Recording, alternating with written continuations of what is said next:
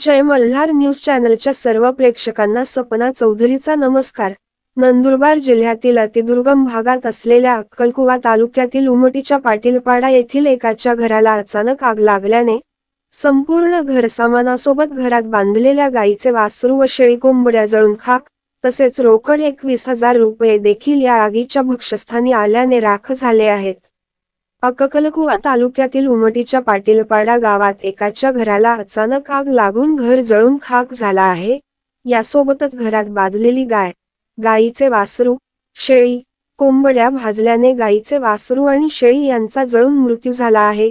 घरात बांधलेली गाय देखील 80% भाजली असून गाईचे दोघे डोळे जळाले आहेत व घरातील जीवनावश्यक संसारोपयोगी वस्तू तसेच 21,000 रुपये रोख जळाल्याने आदिवासी कुटुंबाचे मोठे नुकसान झाले। यावेळी घरमालक मिलिंद गिंबावळवी बाहेरगावी तर सुनीता मिलिंद वळवी या कैरीचे आमसूल तयार करण्यासाठी बाहेर गेलेल्या होत्या व तिघे मुले बाहेर खेळत होते, त्यामुळे आगीचे कारण अद्याप समजू शकले नाही। भर दुपारची वेळ व हवेमुळे संपूर्ण घर जळून खाक झालेला आहे। अक्कलकुवा प्रतिनिधीसह Sapna Chaudhari, Jay Malhar news, Nandurbar. We'll be